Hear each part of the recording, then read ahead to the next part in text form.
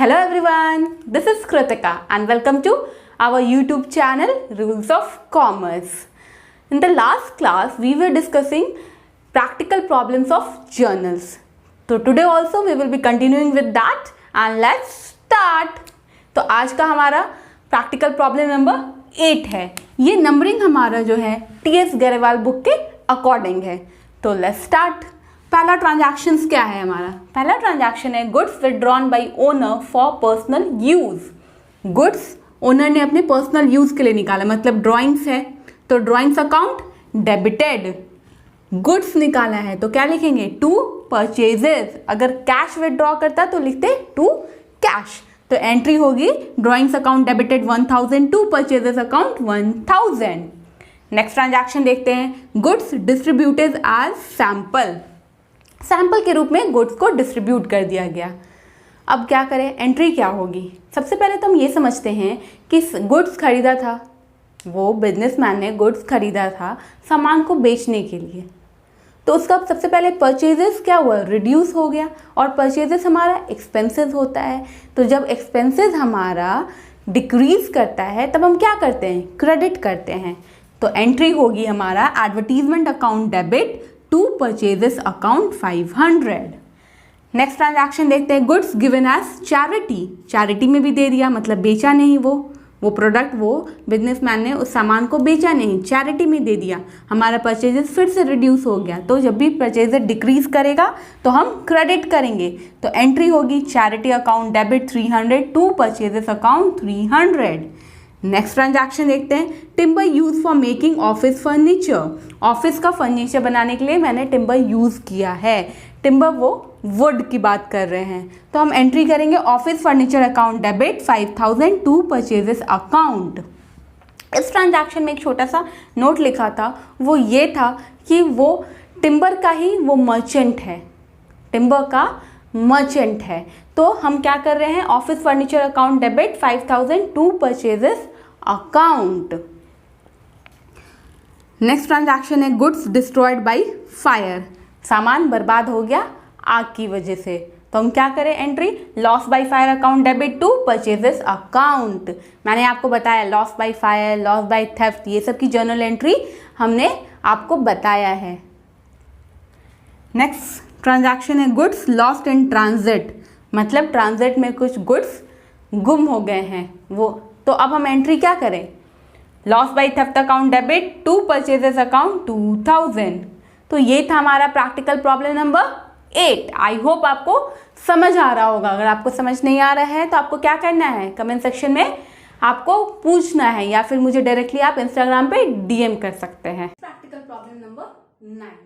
हमारा पहला ट्रांजैक्शन है paid repairing charges on machinery. Machinery पे रिपेयरिंग चार्जेस दिए. ये रिपेयरिंग चार्जेस क्या है आपको भी पता है, मैंने आपको पहले भी बताया है कि मशीनरी को रेडी टू यूज करने के लिए जितने भी चार्जेस लगाते हैं हम, वो सबको हम कैपिटल एक्सपेंडिचर बोलते हैं और ये सारे हमारे मशीनरी अकाउंट में डेबिट होते हैं. रिपेयरिंग चार्जेस भी हम डेबिट करेंगे 1000 to cash account 1000. Next transaction देखते हैं. Purchase a new machinery. मैंने एक नया मशीनरी खरीद दिया. तो मशीनरी अकाउंट, मशीनरी हमारा क्या है? एसेट है. एसेट इंक्रीज हो रहा है, डेबिट कर देंगे. कैश हमारे पास से जा रहा है, वो हम क्रेडिट करेंगे. Machinery account debit 42500 to cash account 42500. Next transaction देखते हैं. Paid freight and carriage on machinery. ये सब क्या है? मशीनरी को रेडी टू यूज करने के लिए ये सारे हमारे कैपिटल एक्सपेंडिचर हैं. तो अब हम क्या करें? मशीनरी अकाउंट को डेबिट करते हैं. Machinery account debit 2500 to cash account 2500. Next transaction देखते हैं. Paid installation charges. हमने इंस्टॉलेशन चार्जेस दिया. Machinery account debit to cash account 5000. Next transaction है purchase the second hand machinery. मैंने एक मशीनरी खरीदा, फिर से हमारे पास एसेट इंक्रीज हो गया. Machinery account debit to cash account 18000. Next transaction देखते हैं. Paid repairing charges on above machinery. इस मशीनरी पे मैंने रिपेयरिंग चार्जेस दिया. तो फिर से लिखे machinery account debit 2500 to cash account 2500. ये सारे ट्रांजैक्शन को हम क्लब करके एक ही ट्रांजैक्शन, एक ही जर्नल एंट्री नहीं कर रहे हैं. वो क्यों? क्योंकि अलग अलग डेट्स दिए हुए हैं, इसलिए हमें अलग अलग जर्नल एंट्री करना होता है. अगर एक ही ट्रांजैक्शन होता, अगर ये दोनों ट्रांजैक्शन क्लब किया होता, purchase second hand machinery and paid repairing charges on machinery, ये दोनों एक ही होता ट्रांजैक्शन, तो हम यहाँ पर ही एक ही जर्नल एंट्री करते। मशीनरी अकाउंट 18,000 में 2500 प्लस करके एंट्री करते। अलग अलग डेट्स दिए हैं, अलग अलग ट्रांजैक्शन है, इसीलिए हम अलग अलग जर्नल एंट्री कर रहे हैं। नहीं तो नॉर्मली अगर एक ही लाइन में एक ही ट्रांजैक्शन में इंस्टॉलेशन चार्जेस, रिपेयरिंग चार्जेस, ये सारे चार्जेस दिए हुए होते हैं, तो हम मशीनरी अकाउंट में सब कुछ ऐड करके एक सिंगल जर्नल एंट्री पास करते हैं। तो ये था हमारा प्रैक्टिकल प्रॉब्लम नंबर 9। आज मैंने सोचा है कि कुछ आपको होमवर्क दे दूं, तो आप रेडी हैं? आई गेस जरूर होंगे। क्वेश्चन नंबर 12 से लेके क्वेश्चन नंबर 20 हमारा मिसलेनियस प्रॉब्लम्स है, और वो सारे ऐसे ट्रांजैक्शन हैं जो ऑलरेडी हम आपके साथ डील कर चुके हैं। तो आप मुझे बताएंगे कि उन सारे ट्रांजैक्शन में, उन सारे क्वेश्चंस में अगर आपको किसी भी पर्टिकुलर क्वेश्चन नंबर में प्रॉब्लम है, तो मैं आपके साथ वो प्रॉब्लम डील करूंगी कल के क्लासेस में। इफ नॉट, अगर मुझे कोई भी कमेंट नहीं आया है, तो मैं कल से लेजर अकाउंट स्टार्ट करेंगे हम लोग। तो ये है हमारा प्रैक्टिकल प्रॉब्लम नंबर 9। तो please go through the question number 12 to 20 so that आपको समझ आ जाए कि ईच एंड एवरी क्वेश्चन आपसे अच्छे से सॉल्व हो रहा है। और अगर नहीं हो रहा है तो आपको क्या करना है, एक सिंपल एक छोटा सा काम है, आपको कमेंट सेक्शन में वो क्वेश्चन नंबर मुझे बताना है और मैं आपको वो क्वेश्चन यहाँ पे सॉल्व करा दूंगी। Before proceeding to question number 10 हमें कुछ एडजस्टमेंट एंट्री सीखनी है। और अब ये क्वेश्चन आता है कि एडजस्टमेंट एंट्री क्यों करना पड़ता है? क्योंकि ईयर एंड में हमें ट्रू फाइनेंशियल पोजीशंस जो जानना है, हमें सही सही अपने प्रॉफिट और लॉस कैलकुलेट करना है, इसीलिए हमें क्या करना होता है, कुछ एडजस्टमेंट एंट्रीज करने होते हैं। ये सारी कुछ फिर से डिटेल में डिस्कस होगी जब हम फाइनल अकाउंट्स पढ़ रहे होंगे।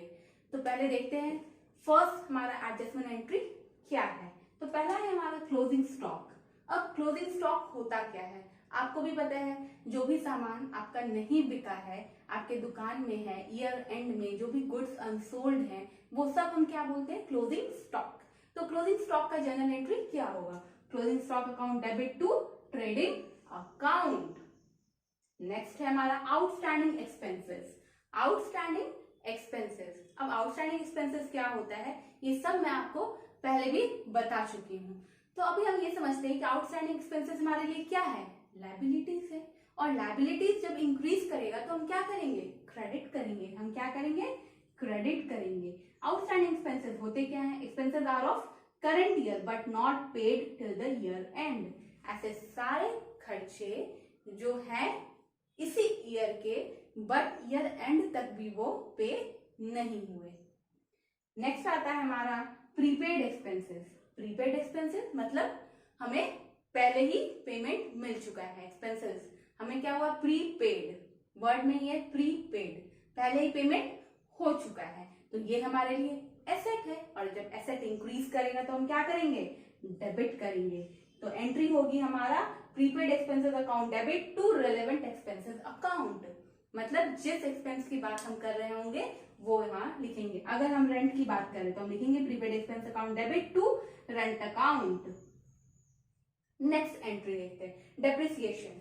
अब डेप्रिसिएशन क्या होता है ये भी मैंने आपको बताया है। अगर आपने वो वीडियो नहीं देखा है तो आप ऊपर आई बटन पर क्लिक करके वो वीडियो जरूर देखिएगा। डेप्रिसिएशन क्या होता है, हमारा फिक्स एसेट का value year by year decrease करता है और उसे ही हम डेप्रिसिएशन बोलते हैं। तो डेप्रिसिएशन का जर्नल एंट्री क्या होगा, depreciation account debit to fix asset account. अगर डेप्रिसिएशन क्वेश्चन में मशीनरी लिखा है तो मशीनरी, बिल्डिंग लिखा है तो बिल्डिंग अकाउंट, हम ये होगी हमारी जर्नल एंट्री। नेक्स्ट देखते हैं इनकम रिसीव्ड इन एडवांस। हमें इनकम जो है एडवांस में मिल गया, तो ये क्या है, लायबिलिटीज है। लायबिलिटीज क्या हो गई, इंक्रीज हो गई, और जब लायबिलिटीज इंक्रीज होगी तो क्रेडिट करेंगे। तब क्या करेंगे, क्रेडिट। नेक्स्ट देखते हैं income earn but not received. Income जो है अर्न तो हुआ बट रिसीव नहीं हुआ, तो ये हमारे लिए एसेट है। और जब एसेट इंक्रीज करता है तब क्या करते हैं, डेबिट। जब एसेट इंक्रीज करता है तब हम डेबिट करते हैं। तो ये सारे एडजस्टमेंट एंट्रीज बहुत ही इंपॉर्टेंट थे। नेक्स्ट एडजस्टमेंट एंट्री है interest on capital and interest on drawings. अब कैपिटल क्या होता है, वो सारे फंड, वो सारे पैसे जो प्रोप्राइटर अपने बिजनेस में लगाता है उसे हम कैपिटल बोलते हैं। इंटरेस्ट ऑन कैपिटल, अब उसी कैपिटल पे इंटरेस्ट हम अलाउ करते हैं। इंटरेस्ट ऑन कैपिटल जो है वो बिजनेस के लिए तो एक्सपेंस है, लेकिन प्रोपराइटर के लिए वो गेन है। बिजनेस के लिए वो एक्सपेंस है बट प्रोपराइटर के लिए वो गेन है। तो हमारा जर्नल एंट्री क्या होगा? Interest on capital account debit to capital account. अब यहाँ समझने वाली एक छोटी सी बात है, हमने कैपिटल इंट्रोड्यूस किया 1 लाख, तो इंटरेस्ट का जो पीरियड होगा वो कितना होगा? Complete financial year, that is अप्रैल 1 से लेके मार्च 31 तक। एडिशनल कैपिटल हमने 50,000 इंट्रोड्यूस किया है जून में, जून 1 को। तो अब हम इंटरेस्ट ऑन कैपिटल कैसे कैलकुलेट करेंगे? इस 50,000 पे इंटरेस्ट ऑन कैपिटल निकलेगा हमारा जून से लेके मार्च तक, जून से लेके मार्च तक। आता है इंटरेस्ट ऑन ड्रॉइंग्स। अब ड्राइंग्स क्या होता है? जब भी प्रोपराइटर अपने पर्सनल यूज़ के लिए कैश या गुड्स निकाल लेता है बिजनेस से, तो हम उसे ड्राइंग्स बोलते हैं। इंटरेस्ट ऑन ड्राइंग्स, उसका जर्नल एंट्री क्या होगा? Capital account debit to interest on drawings account, capital account debit to interest on drawings account. अब एक इंपॉर्टेंट है कि ड्राइंग्स अगेंस्ट कैपिटल या ड्राइंग्स अगेंस्ट प्रॉफिट। तो ड्राइंग्स अगेंस्ट कैपिटल में क्या होगा? कैपिटल डिक्रीज करेगा, कैपिटल डिक्रीज कर जाएगा, तो जो अमाउंट से डिक्रीज किया उसके बाद जितना कैपिटल बचता है उसी पे हम interest on capital further calculate करते जाएंगे। ड्राइंग्स अगेंस्ट प्रॉफिट में क्या होगा? Interest on drawings, interest on drawings जो है वो अफेक्ट हो जाएगा, क्योंकि हमने ड्राइंग्स के अगेंस्ट प्रॉफिट, ड्राइंग्स क्या हमने अगेंस्ट प्रॉफिट, तो इंटरेस्ट ऑन ड्राइंग्स का जो कैलकुलेशन है वो इफेक्ट हो जाएगा। तो ये था हमारे सारे एडजस्टमेंट एंट्रीज। अब हम नेक्स्ट प्रैक्टिकल प्रॉब्लम नंबर 10 करने वाले हैं। तो हमारा पहला ट्रांजैक्शन है interest due but not received. तो हम एंट्री क्या करें? Accrued interest account debit 10,000 to interest account 10,000। अभी मैंने ऐसा क्यों किया? कौन सा डेबिट कौन सा क्रेडिट, अभी जस्ट मैंने पहले बताया है एडजस्टमेंट एंट्री, उसी के बेसिस पे ये हमारा क्वेश्चन था। नेक्स्ट ट्रांजैक्शन है सैलरीज ड्यू, मतलब सैलरीज आउटस्टैंडिंग है। तो salaries account debit 50,000 to outstanding salaries 50,000। Next transaction है out of the rent paid ₹5,000 is for next year. 5,000 जो है नेक्स्ट ईयर का, मतलब प्रीपेड रेंट है। Prepaid rent account debit 5,000 to rent account 5,000। Next है हमारा provide 10% depreciation on furniture costing 1 lakh. 1 lakh पे आप डेप्रिसिएशन 10% कैलकुलेट कीजिए, क्या आएगा? 10,000। डेप्रिसिएशन अकाउंट क्या करते हैं? डेबिट करते हैं, तो हमने लिखा depreciation account debit 10,000 to furniture account 10,000। Next transaction देखते हैं goods used in making furniture, sale price ₹5,000, cost price 4,000। मतलब अपने ही स्टॉक से इसने फर्नीचर बना लिया, मतलब फर्नीचर जो है वो एसेट है और उसका वैल्यू इंक्रीज कर गया। तो अब हम डेबिट क्या करें? Furniture account debit 4,000 to purchases account 4,000। अब एक क्वेश्चन है कि हम कौन सा अमाउंट लिखे, कॉस्ट प्राइस लिखे या सेल प्राइस लिखे? दोनों में से जो कम होगा वो लिखेंगे, तो हम लिखेंगे 4,000। नेक्स्ट ट्रांजैक्शन है receive commission of ₹20,000 by cheque, half of which is in advance. आधा जो है वो एडवांस है, तब एंट्री क्या होगी? Commission received account debit 10,000 to unaccrued commission 10,000। Next transaction देखते हैं allowed interest on capital 8,000। Journal entry होगी interest on capital account debit 8,000 to capital account 8,000। Next transaction है चार्ज इंटरेस्ट ऑन ड्राइंग्स 1,500। तो हमारा जर्नल एंट्री क्या होगा? Capital account debit 1,500 to interest on drawings account 1,500। तो ये था हमारा प्रैक्टिकल प्रॉब्लम नंबर 10। नेक्स्ट है हमारा प्रैक्टिकल प्रॉब्लम नंबर 11। यहाँ पे बहुत सारी एसेट्स की वैल्यू दी हुई है, बहुत सारी लायबिलिटीज की वैल्यू दी हुई है। सारे एसेट्स को हम डेबिट कर देंगे। Cash account debit 60,000, bank account debit 40,000, stock account debit 1,50,000, furniture account debit 43,000 और अलग अलग डेटर्स के नाम दिए हुए हैं X, Y and Z। X account debit 35,000, Y account debit 50,000, Z account debit 60,000। जो भी लायबिलिटीज है उसे हम क्रेडिट कर देते हैं। To Vikas loan account 60,000, to एज अकाउंट 22,500, टू बीज अकाउंट 30,000। ये हमारे क्रेडिटर्स हैं। अब क्या यहाँ का वैल्यू और यहाँ का वैल्यू सेम आ रहा है? नहीं आ रहा है। तब हमें क्या करना है? To capital account. अब ये कैपिटल अकाउंट हम कैसे कैलकुलेट करेंगे? सारे एसेट्स में से सारे एसेट का वैल्यू कैलकुलेट कीजिए, माइनस कीजिए लायबिलिटीज, और जो अमाउंट आएगा वो हम लिखेंगे टू कैपिटल अकाउंट। तो ये है हमारा ओपनिंग एंट्री, इसे ही हम ओपनिंग एंट्री बोलते हैं। आपका अकाउंटिंग पीरियड कॉन्सेप्ट क्या बोलता है कि एवरी ईयर एंड में आपको अपने बुक्स ऑफ अकाउंट को क्लोज करना है, सारे वैल्यू आपको trading and profit and loss account में ट्रांसफर कर देना है। तो वहीं से हमारा क्लोजिंग एंट्री बनता है और वही क्लोजिंग एंट्री को हम फर्दर नेक्स्ट ईयर में ओपनिंग एंट्री की जैसा ट्रीट करते हैं। तो ये था हमारा question number 11। That's all for today. Bye bye बच्चों, कीप लर्निंग, कीप हसलिंग। आज का आपका होमवर्क क्या है? क्वेश्चन नंबर 12 से लेकर क्वेश्चन नंबर 20 तक आपको सॉल्व करना है। अगर आप कोई क्वेश्चन सॉल्व नहीं कर पाते हैं तो आप मुझे कमेंट सेक्शन में वो पर्टिकुलर क्वेश्चन नंबर मेंशन कीजिए, मैं वो आपके साथ कल सॉल्व करूंगी। अगर आपने मुझे एक भी क्वेश्चन नंबर नहीं बताए तो हम कल क्या करने वाले हैं? हम कल से लेजर स्टार्ट करने वाले हैं। So don't forget to like, share and subscribe and don't forget to hit the bell notification icon to get the latest update। आपके नोट्स का डिस्क्रिप्शन बॉक्स में लिंक दिया हुआ है और रूल्स ऑफ कॉमर्स हमारा इंस्टाग्राम पे भी है और फेसबुक पे भी है, आप मुझे वहाँ भी फॉलो कर सकते हैं। Bye bye and take care.